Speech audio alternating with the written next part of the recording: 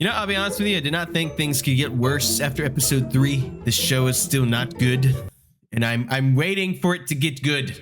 Something about the dialogue in the show just feels like so unrefined and unpolished. Can't believe my sister's Jedi scum.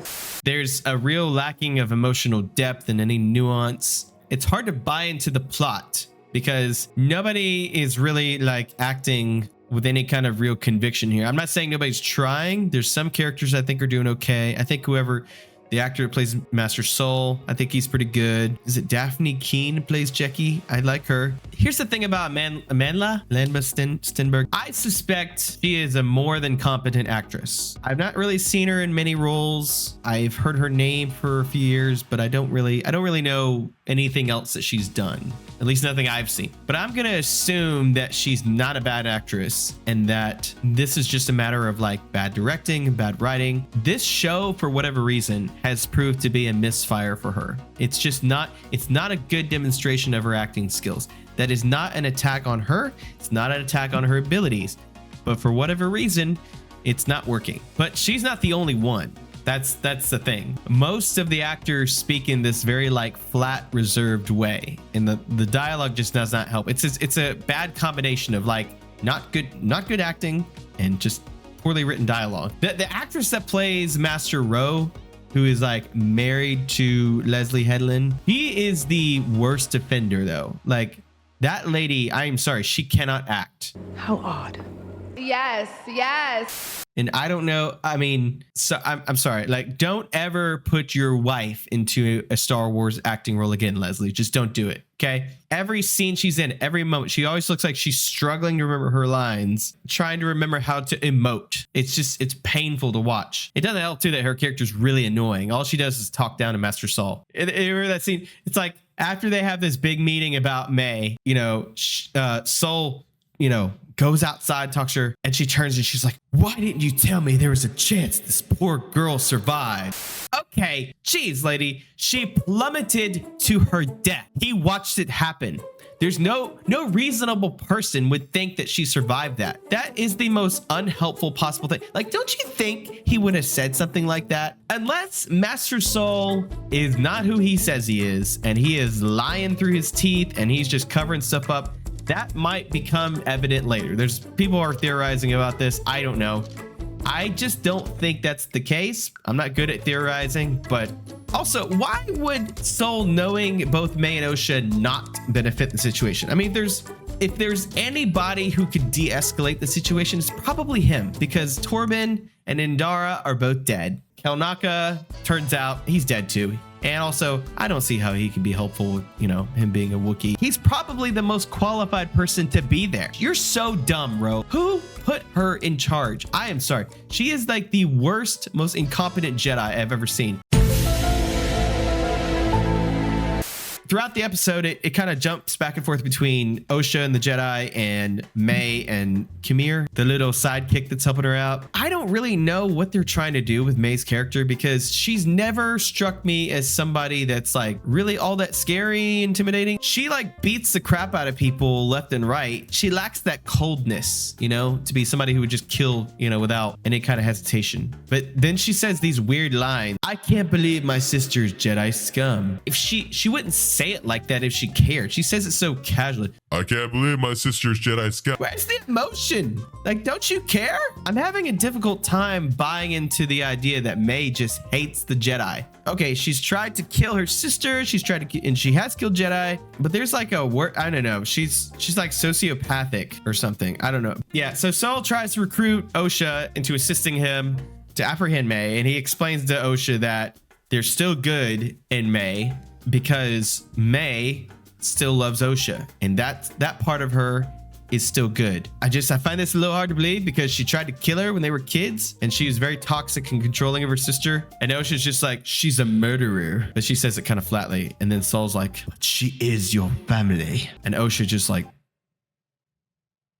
fine. That's all it took. Somebody to remind her, oh yeah, she's my sister. maybe I should help her out. Maybe she's not completely gone. That doesn't change the fact that she tried to kill her and she tried to been trying to kill Jedi and has succeeded to some extent. The characters just like change their mind in this show, just like flippantly. When you do stuff like that and it's like these big decisions, it kind of loses the gravitas, you know, it loses the weight. It makes you feel like these characters don't have any consistency to them. I will say though, I did like her line right after she says, but I'm not wearing that civilian robe. But the only thing is, I think that line is a little wordy. I think it should have been like, I'm not wearing that stupid robe, okay? You know, something more like, you know, mouthing off to him a little bit. I think Osha should be a little bit more snarky than she is for what she's doing. At times, there's a little bit of a sarcastic tone to, you know, the way she deals with people. It should have been a little bit funnier. This is the kind of dialogue I'm talking about. It's like, it feels very unpolished, like as if they submitted their first draft of the script and they didn't refine anything. They didn't tweak it. They didn't, you know, Dave Filoni just signed off and was like, okay, it's good.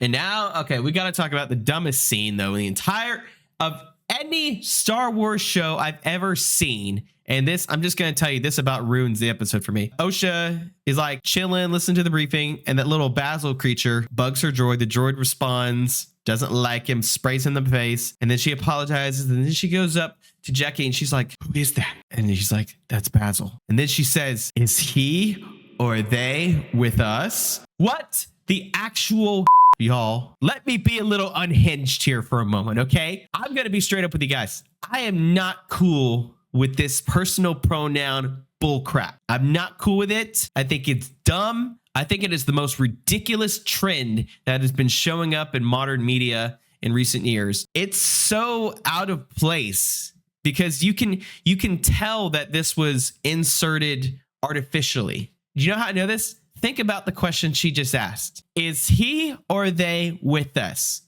Why would he not be with you? This ship is carrying only Jedi and Osha, okay? It's the only people on this ship. It's a Jedi ship. So anybody on that ship is part of that group. Okay, use your rules of deducing here, Osha. Come on. It's such a stupid question. The fact that it's there it's created so that Osha could just ask about personal pronouns makes it even worse. I mean, as if the little furball has some kind of preference on pronouns. Dude, it's just a little rat that can sniff things out. I'm sorry if you watch my channel and you're just like offended that I take offense to pronouns, but you know what? I don't agree with this concept that people are entitled to their own personal pronouns and that it's respectful to use those pronouns. I don't agree with that. I don't believe in coerced speech and operating on the assumption that it is the moral high ground to do so. Like, no, screw your pronouns, okay? I don't want to see this in anything, okay? So this episode automatically gets like just